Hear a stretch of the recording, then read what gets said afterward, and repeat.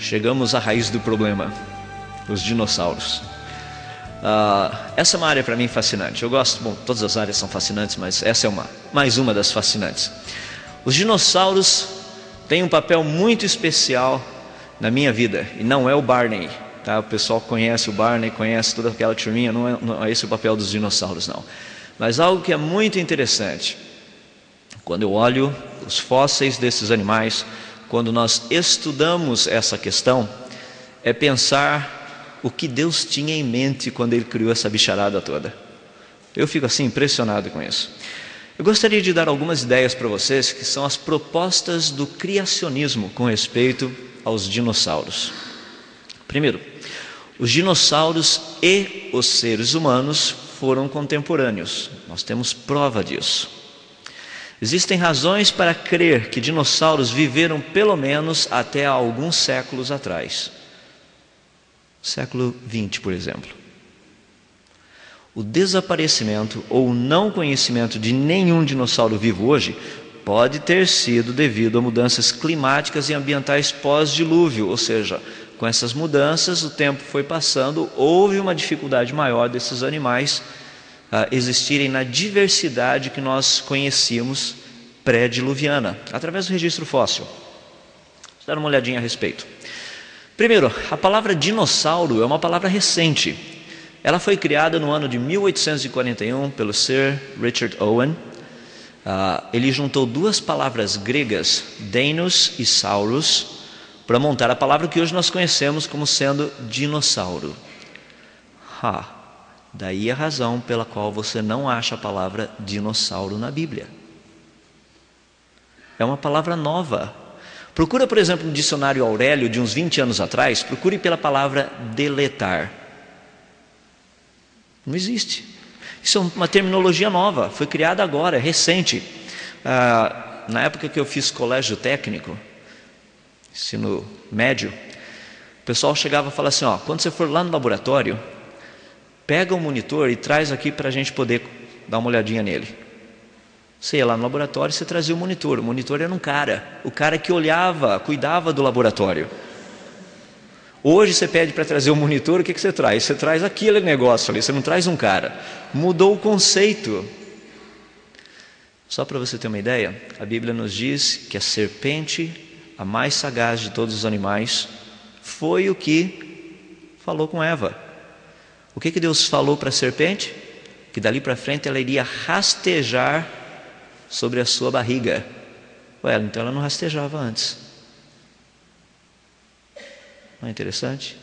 Sabia que a palavra serpente foi sempre utilizada, só no recente agora, no presente mais perto da gente, é que a palavra serpente passou a ser utilizada para cobra. A palavra serpente ela era utilizada para répteis, cobras e tudo mais. Lagarto, lagartixa era uma serpente. Uma cobra, uma víbora, uma cascavel era uma serpente. Todo esse negócio recebia o nome de serpente. Então muitos do que nós estudamos na história, quando o pessoal está falando de serpente, às vezes a gente chega e fala, não, mas isso aí era uma cobra. Não. Na literatura antiga nós tínhamos serpentes que voavam. Você fala, cobra voando? Isso daí é o quê? Isso aí só pode ser fruto da mente de um pessoal que não conhece. Ou pode ser mitologia, alguma coisa assim. Não, era uma maneira deles expressarem um tipo de animais. Que os dinossauros existiram, a gente não tem a menor sombra de dúvidas. Eu já vi muito crente por aí falando assim, os dinossauros nunca existiram. Não, os dinossauros existiram. A gente vai nos museus por aí, você encontra os fósseis de toda a galera, está todo mundo lá. Grandes, pequenos, médios, o tamanho que você quiser. O problema que nós temos com os dinossauros, praticamente, é como esses animais seriam. Porque nós só temos os ossos. E tudo que nós conhecemos a nível de desenho e tudo mais, literalmente é uma ilustração. Em outras palavras, é uma concepção artística do que seria. Imagina que legal, você vai lá construir sua casa, tá? Ou seu pai está construindo, reformando alguma coisa, lá vão cavar um buraco para colocar o alicerce. E de repente eles acham o quê? O esqueleto de um gato. Tenta, baseado nos ossinhos do gato, reconstruir como é que era esse gato. qual a cor da pele, se era um gato gordo, se era um gato magrinho, se ele tenta reconstruir tudo isso. Não dá. Você tem que usar a criatividade. Daí a ideia que nós temos dentro do contexto de dinossauros, que você tem que usar a criatividade. Por exemplo, eu não sei quantos de vocês têm o nome, mas ali você vê um albertossauro. Albertossauro, você percebe que os albertos de hoje são descendentes desse daí. Dá para perceber a estrutura muito parecida. Não é isso. A ideia do albertossauro é que quem descobriu tinha o nome de Alberto, acabou ficando albertossauro em homenagem à pessoa que o descobriu. Então dá para ter uma ideia de todo o contexto da concepção artística. Eles existiram em muitos tipos diferentes. A variedade realmente era muito grande. A dificuldade que nós temos é que tem tanto fóssil de dinossauro que o pessoal está começando agora a catalogar e comparar. Porque existem fósseis que são exatamente iguais, mas têm nomes diferentes. E como existe um pequeno probleminha de inveja assim, entre os cientistas, o pessoal fala, não, esse fóssil é meu, vai ficar aqui. Não, mas empresta só para a gente estudar e ver que comparar com o outro. Não, se quiser traz o seu. Não, eu não vou trazer, empresta o seu. E essas pequenas coisinhas acontecem no mundo científico também. Daí a gente chega a ter um pequeno probleminha que existem mais de 300 tipos diferentes de dinossauros. Na verdade, ninguém sabe quantos tipos diferentes existem. Catalogados são mais de 300. Nós sabemos que tem muitos que são exatamente iguais. É o mesmo fóssil com nomes diferentes. Para vocês terem uma ideia, os menores dinossauros não passavam de mais ou menos uns 30 centímetros de altura. Esses eram os menores. Os maiores chegavam a 24 metros de altura. Os mais levinhos pesavam por volta de mais ou menos 1 quilo, 1,5 quilo. Os um pouquinho mais assim avantajados pesavam 150 toneladas. Então você tem uma variedade muito grande de animais que eram répteis dentro dessa categoria toda. Eles praticamente, só para nível de conhecimento, eles foram divididos em 2 grupos distintos. Nós chamamos de grupo dos saurísquios e grupo dos ornitísquios. Os saurísquios são aqueles que têm um pelvis muito parecido com o de um lagarto. Esse ossinho aqui da parte de baixo, onde juntam as pernas. No caso dos ornitísquios, o pelvis dele é muito parecido com o de ave. Tanto é que o pessoal diz que dos saurísquios é provavelmente onde evoluiu, chegando nos mamíferos. E os ornitísquios são os que evoluíram e se transformaram em aves. Daí vem toda a discussão e toda a briga em cima do contexto. Não vou entrar nos mais detalhes ali, porque eu acho que não é tão importante. Os primeiros fósseis de dinossauros foram encontrados praticamente por volta dos anos 1800, Dr. Gideon Mantell. Ele e a sua esposa Mary Ann. Então o negócio é meio novo, é meio recente a coisa. Esse negócio de fóssil, não tem gente encontrando fóssil por muito tempo. A pesquisa de paleontologia começou cerca de mais ou menos uns 200 anos atrás. O Brasil, por exemplo, é um local, é um país que tem muito na área de fóssil. O Nordeste brasileiro tem uma região chamada Chapada do Araripe. São 165 quilômetros que você tropeça em fósseis, literalmente. Eu estive lá há pouco tempo atrás e tem um rapaz que mora na região, ele trouxe uma caixa de pedrinhas lá. Falou assim, isso é lá na fazenda do meu avô, a gente vai arando assim, tem pedra, você olha assim, você pega uma pedrinha, vira de lado, você vê certinho que tem um fóssil dentro dela, é só quebrar, tem um fóssil lá dentro. O que é interessante é que em todo o Nordeste brasileiro não tem um curso universitário de paleontologia. Dá para perceber a grandeza da mediocridade dos nossos líderes. Como é que pode uma coisa dessa? Os melhores fósseis que nós temos dessa região estão, sabe aonde? Nos museus do mundo afora. Não tem fóssil aqui no Brasil, os melhores são todos lá fora. Um dos fósseis mais conhecidos, por exemplo, que foi encontrado nessa região, é o Santana raptor.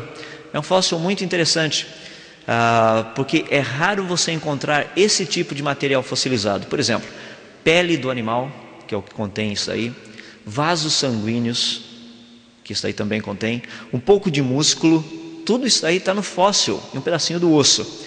E essa ideia do Santana raptor foi um negócio muito interessante, porque quase ninguém conhece aqui no Brasil sobre esse fóssil especificamente, Santana raptor placidus. Dá para perceber, falaram até que ele nasceu no Ceará. Eu não sei se tem alguma coincidência a nível do jeitão dele, a parte superior principalmente, vocês dêem uma olhadinha e depois tirem suas próprias conclusões. Fóssil brasileiro. Não é interessante isso? Eu fico assim tão impressionado em ver que todo esse tipo de coisa está aqui para poder trabalhar. Deixa eu dar uma ideia para vocês dos maiores e dos menores, só a nível de curiosidade. Os maiores dinossauros que já foram encontrados por aí, de acordo com a dívida do país, tem o argentinossauro, esse é um dos maiores. Foi encontrado na Argentina, aproximadamente 24 metros de altura, 40 metros de comprimento. O negócio é imenso.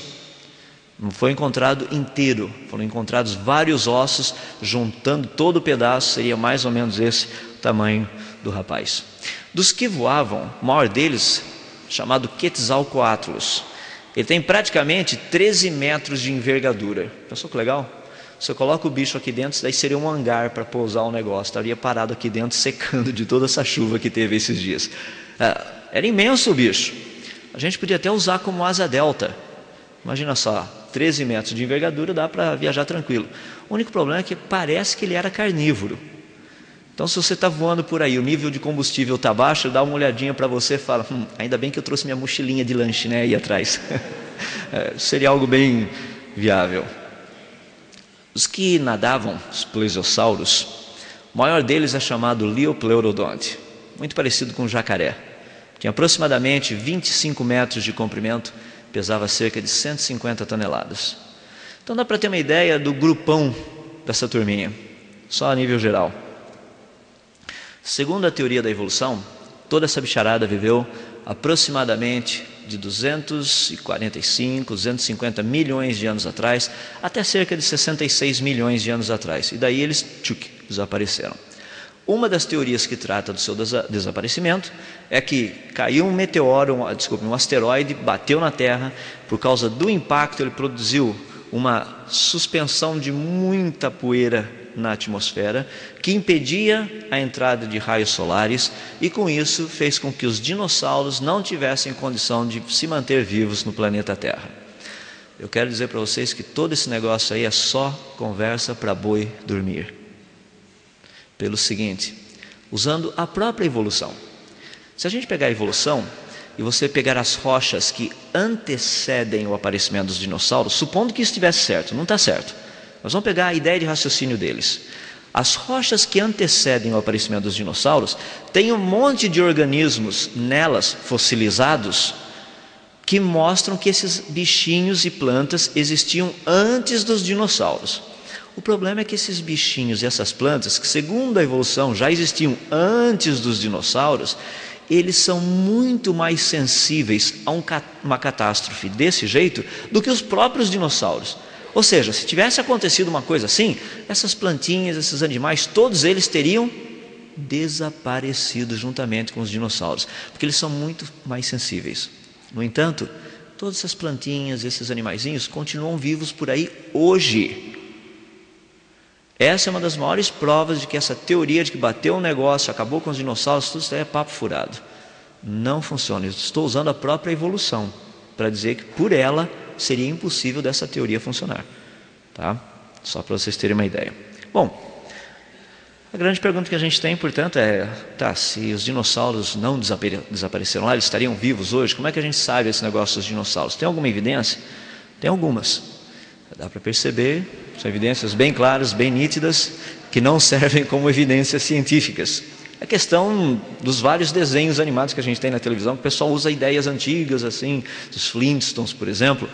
O que é fascinante nesse negócio todo dos Flintstones, é que eu converso muito com o pessoal, é que é um dos únicos desenhos animados biblicamente correto, com exceção do Natal, né? Porque não tinha Natal naquela época ainda, então não fica meio esquisito o negócio. Mas quanto ao mais, certinho. Por que vocês acham que os seres humanos não usariam dinossauros para auxiliá-los em tudo aquilo que eles têm? Nós não usamos elefantes? Você fala, não, eu não uso elefante. Você não usa porque você não mora na Índia, você não mora no Tibete. Se você morasse lá, você usaria. O pessoal não usa camelo? Eu não conheço ninguém, eu conheço um lhama ali, mas lhama não é camelo. Já perguntaram se lhama é uma mistura de camelo com ovelha. Tem minhas dúvidas, pode ser. Vai que deram uma trombada, geneticamente eu não sei se funciona, mas a nível de choque, segundo a evolução, tudo pode acontecer. Então vai que aconteceu. O ser humano usa muito formas de vida a nível de transporte, de auxílio, de coisas desse tipo, sem maiores problemas. Então não tem nenhum problema em olhar e ver por que não utilizar dinossauros.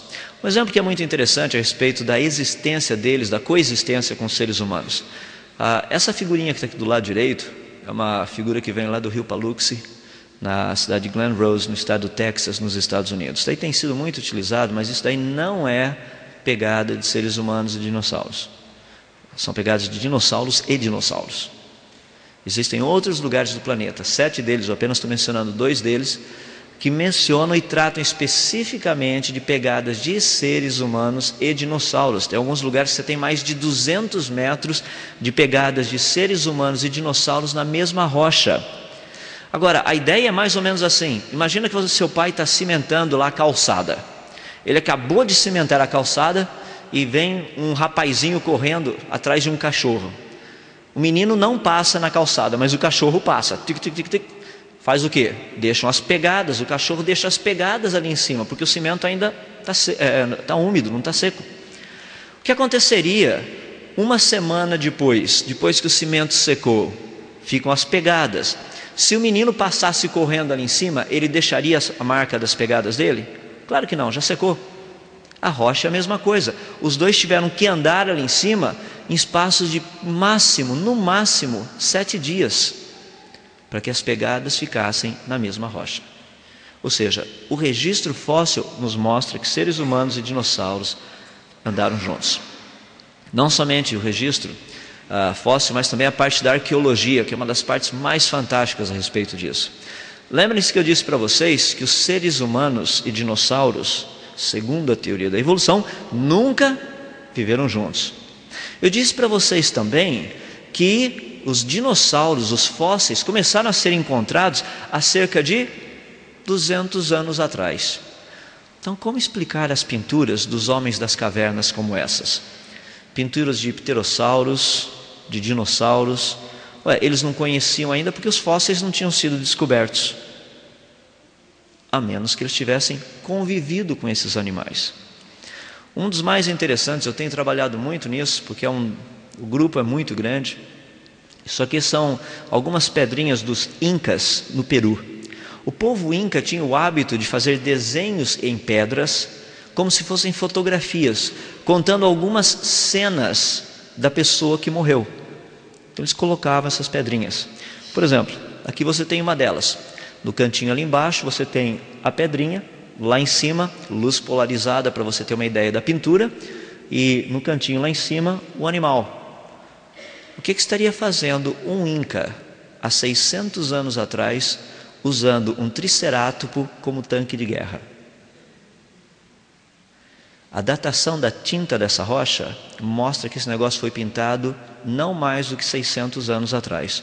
Ou seja, quando Pedro Álvares Cabral estava aqui no Brasil, os Incas já estavam fazendo suas guerras usando tricerátomos por aqui.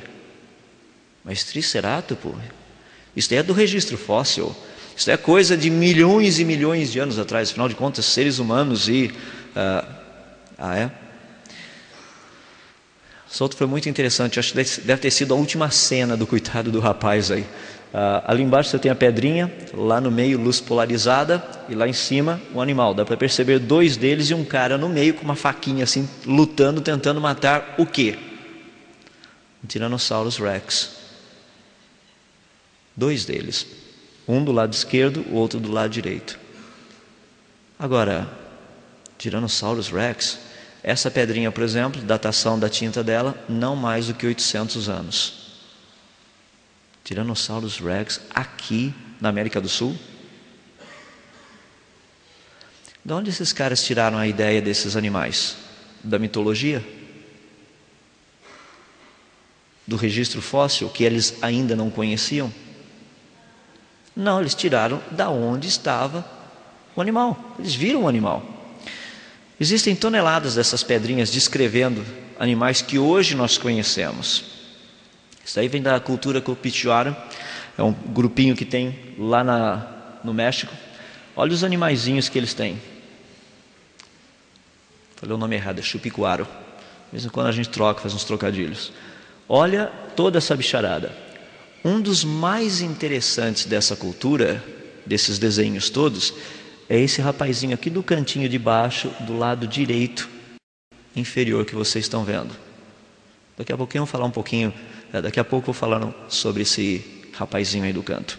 Olha bem a estrutura dele, olha a cauda, pezinho, olha asinhas em cima dele.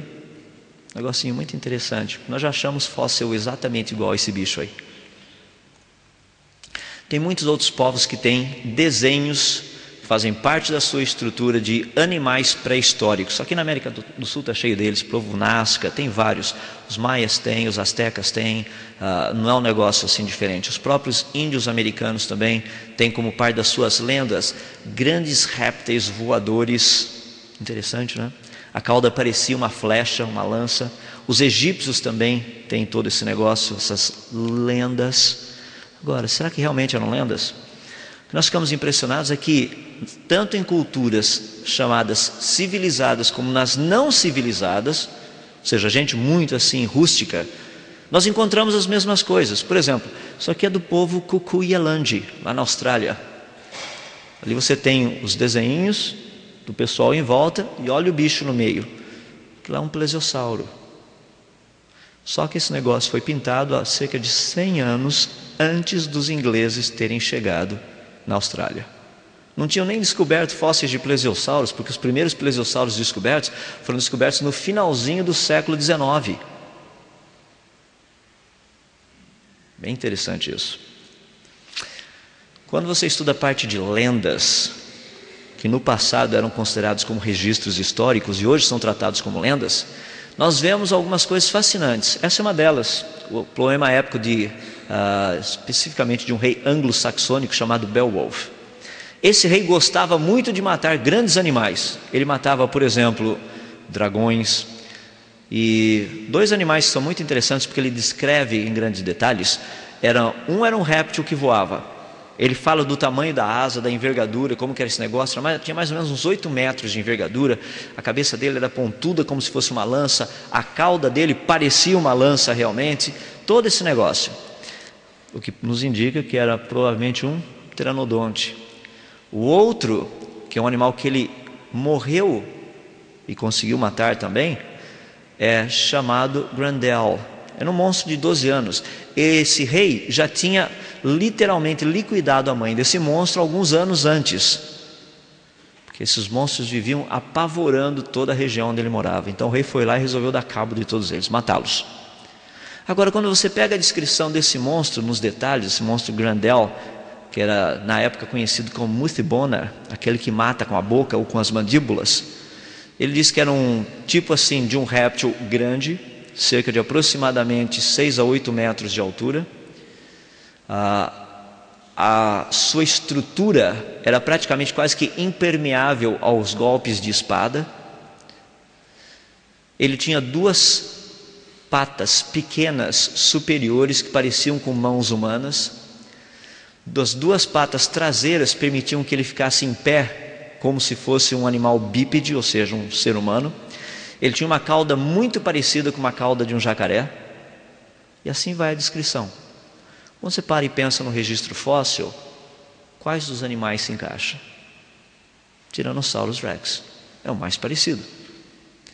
Esse é o tipo de material que você encontra por aí ao estudar um pouquinho de literatura. Hoje essa literatura é considerada não como história, mas como mitologia, porque todos sabem que esses animais nunca existiram. É interessante isso? Quem determina o que é mitologia e o que é história? Lembra daquela figura que eu coloquei agora de pouco para vocês, da cultura Chupicuaro, logo no cantinho? Tinha um negocinho, um bicho estranho, com uma cauda e uma asinha e tudo mais. Uma das coisas mais interessantes é justamente a respeito do estudo sobre dragões. Existe uma grande discussão na comunidade científica se esse negócio realmente existiu ou não. Um dos fósseis, que é muito similar àquele que eu mostrei no cantinho ali embaixo para vocês, aquela estatuetazinha, é de um animal que voava, e esse animal tinha 2 cavidades cranianas, uma aqui na frente e uma outra mais atrás. Essa mais de trás estava interligada com as fossas nasais e com a boca do animal. O que é interessante é que nessa cavidade aqui de trás eles encontraram um pouquinho de um elemento químico chamado magnésio metálico. Se você pegar magnésio metálico e colocar na água, sabe o que acontece? Ele faz assim, ó, ele pega fogo, ele incendeia, faz um maior fumacel, uma fumaceirada maluca. Agora imagina um animal que tivesse magnésio metálico aqui atrás. Toda vez que ele respirasse, vapor d'água saindo, adivinha o que iria acontecer misturado com magnésio metálico? Fumaça e fogo. Eu só não queria estar por perto se o animal tivesse gripado. Já imaginou cada espirro? Aparece igual aqueles cartunzinhos que o pessoal manda, né? Aquele negócio preto assim, todo queimado, só a carinha branca e o olhinho assim, aquele negócio branco no meio. Seria algo mais ou menos desse jeito. O problema é que dos 3 fósseis, apenas um deles foi encontrado essa quantidade pequena, muito pequena de magnésio metálico. Não daria para a gente dizer que isso é do animal, mas sem dúvida é muito sugestivo. Afinal de contas, talvez o dragão não tenha sido só um animal da mitologia. Muita gente pergunta a respeito de uns animais meio estranhos que tem no planeta hoje. Por exemplo, o dragão de Komodo, as iguanas das Ilhas Galápagos, toda essa bicharada que é coisa muito estranha realmente. Esse negócio é estranho. Perguntaram para mim se eles são descendentes dos dinossauros. Falei, são répteis. Provavelmente tem alguma ligação.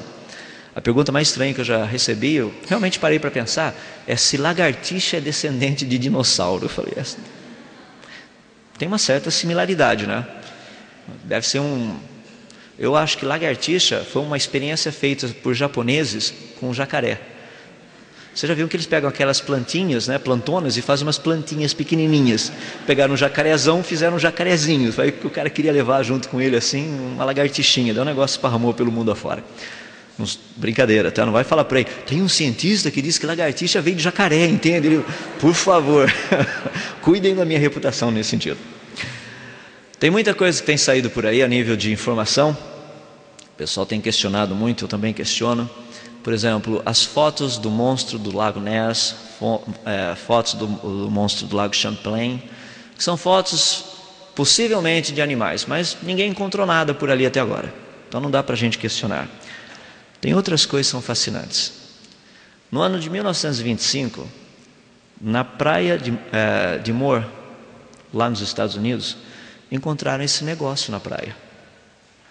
Uma cabeça com 6 metros de pescoço. O que foi fascinante a respeito disso é que essas 2 fotos, saíram num jornal americano da época, que era um jornal conceituado, não era tabloide. Eles não estavam querendo vender jornal. Um jornal sério. O que é mais fascinante é que de todos os fascículos guardados desse jornal, o único que desapareceu tinha sido esse. O que é mais fascinante é que as fotos originais nunca foram encontradas.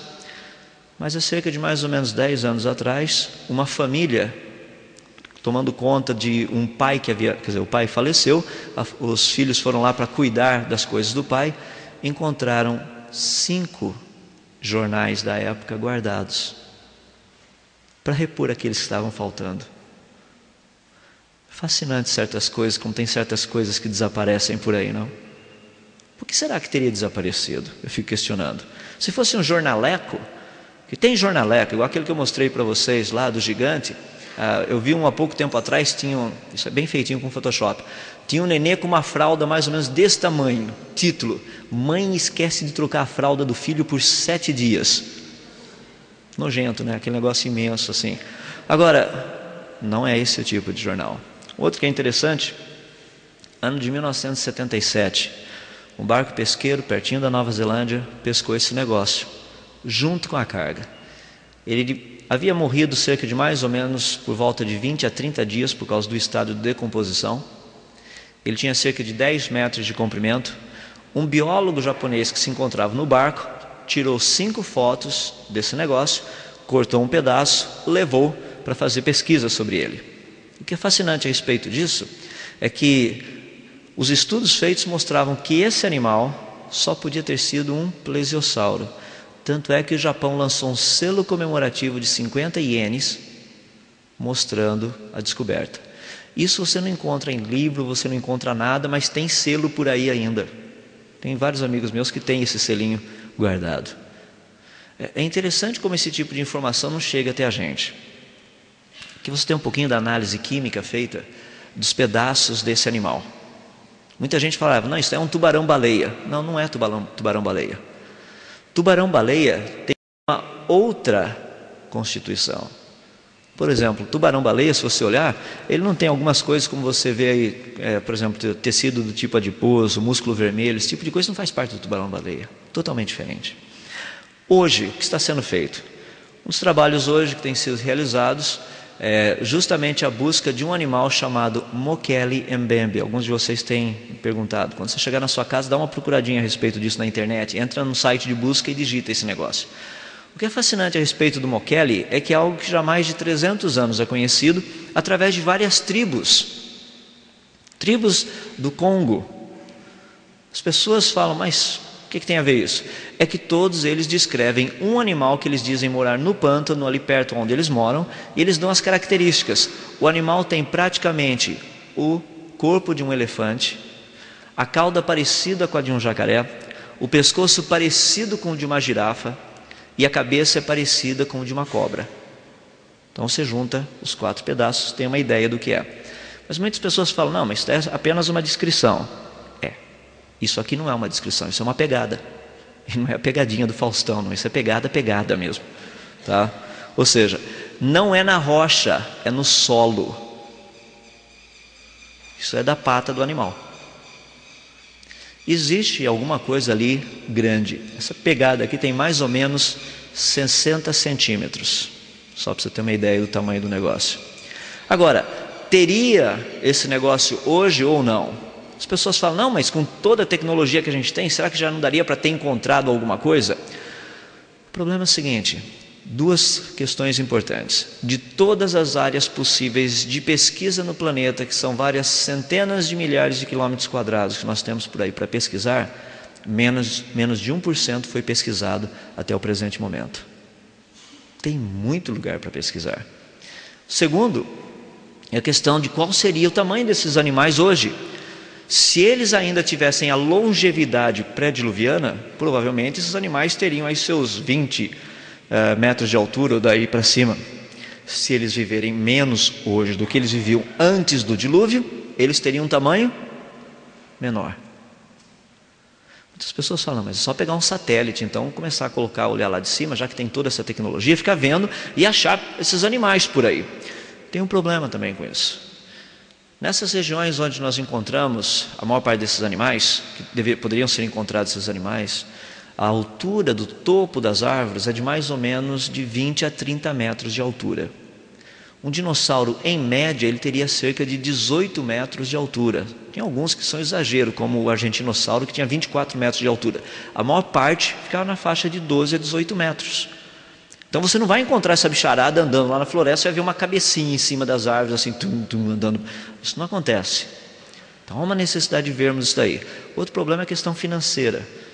Os satélites mais baratinhos que a gente tem para poder examinar isso daí, custam em média mais ou menos de 100 a 200 mil dólares por hora. Se você quiser um que é um pouquinho melhor, está na faixa de 1 a 2 milhões de dólares por hora. Então, se alguém tiver um dinheirinho no banco que não sabe o que fazer, eu tenho uns amigos que sabem como utilizar o seu dinheirinho. Então, a gente pode fazer uma pesquisa mais interessante atrás dos dinossauros.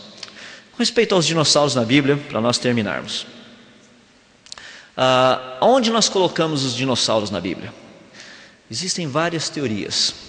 Uma delas que me deixa muito preocupado é uma teoria que diz o seguinte, que os dinossauros fizeram parte de uma pré-criação. Ou seja, você pega Gênesis capítulo 1, verso 2, quando diz que a terra era sem forma e vazia, é porque Satanás havia caído do céu, ele havia destruído tudo que Deus criou, e agora o que Deus vai fazer do verso 3 para frente é recriar aquilo que Satanás destruiu. Isso baseado em Isaías capítulo 40, o pessoal que conhece essa teoria toda aí sabe como é que a coisa funciona. O problema com essa teoria são 2, eles estão colocando os fósseis naquela época. É para acomodar a evolução dentro do contexto criacionista, dentro do contexto, bíblico. O problema com isso, que é um problema teológico muito sério, é que morte teria entrado no planeta antes do pecado de Adão. Esse é um problema sério. Como explicar morte entrando no planeta Terra antes de Adão ter pecado? Porque Paulo diz que o salário do pecado é a morte. Deus deixou bem claro essa proposta. Você falou, mas a morte em todos os sentidos? É Essa é a proposta que a Bíblia nos dá. Por isso que a natureza aguarda para ser restaurada. Os dinossauros, eu creio que eles aparecem no dia 5 e no dia 6.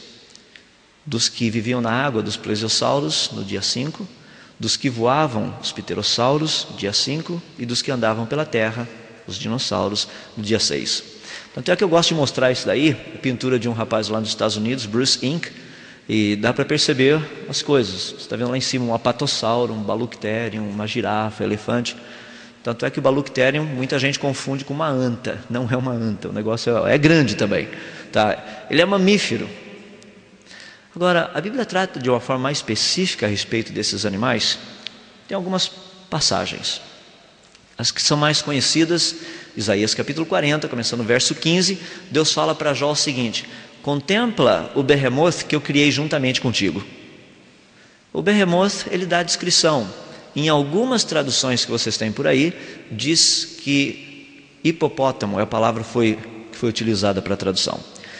Hipopótamo não encaixa com o que nós temos ali. Primeiro, dá uma olhadinha no animal. Ele diz: a sua força está nos seus lombos e o poder nos músculos do seu ventre.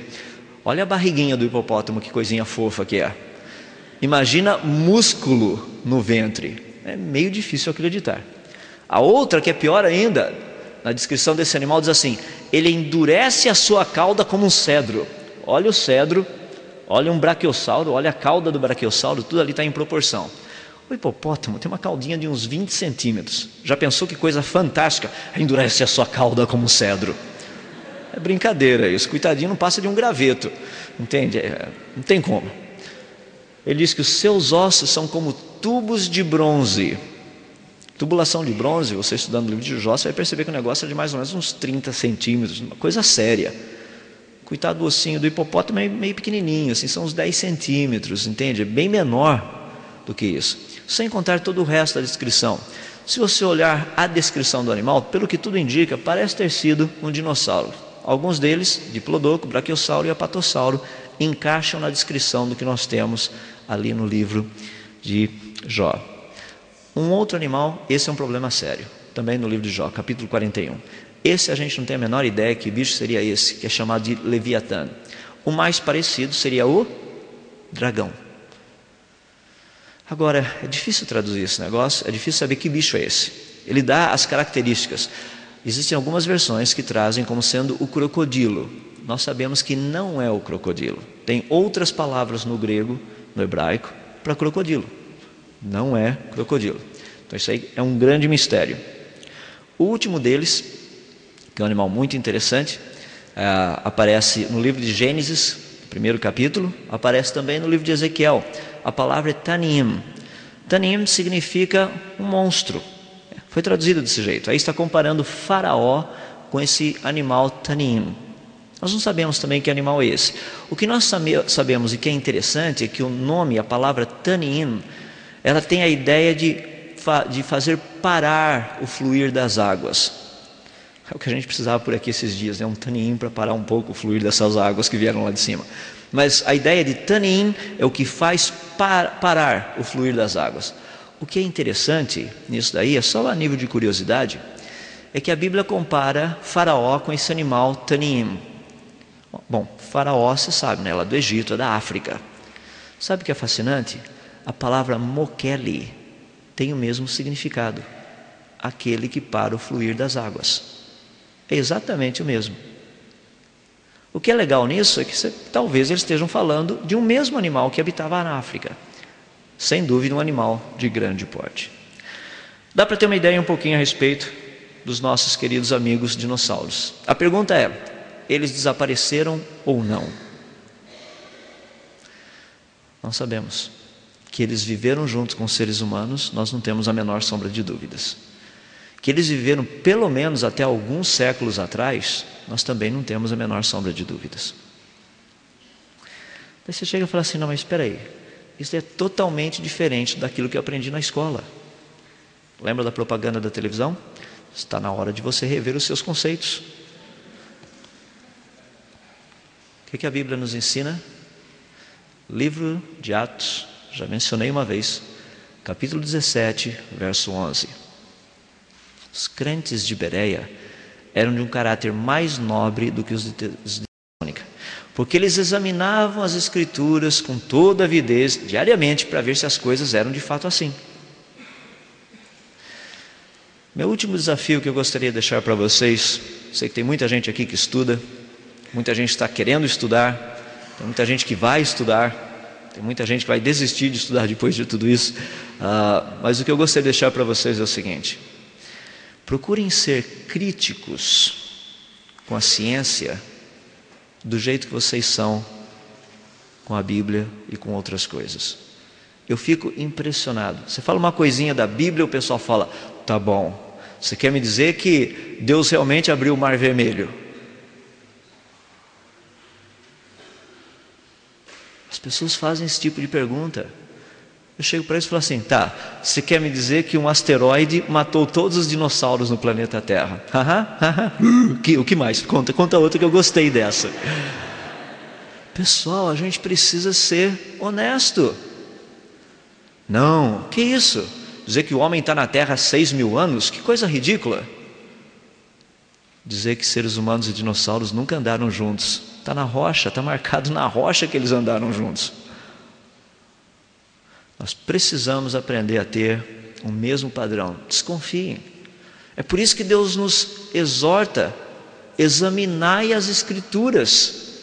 Deus fala: não aceita de graça, não, vai lá e olha para ver se a coisa não é desse jeito. Assumam essa postura também na área de estudos. Vocês vão ver que coisa interessante. Vão atrás, procurem saber. Vocês vão perceber que tem muita coisa legal aí para ser descoberta, para ser estudada, para ser aprendido. Tem sido para mim um privilégio muito grande estar com vocês.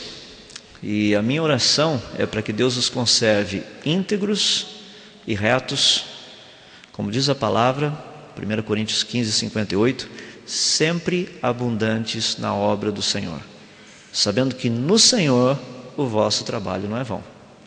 Lembra que um dia a gente vai ter que prestar contas de tudo aquilo que nós fizemos, pensamos e tudo mais ao Senhor Jesus. Já pensou que legal você e seu professor de biologia no céu? Você fala: mas meu professor de biologia é ateu. Ótimo, no dia do julgamento então. Estão os dois lá. Você chega para o teu professor e fala: eu te disse, eu te avisei, né?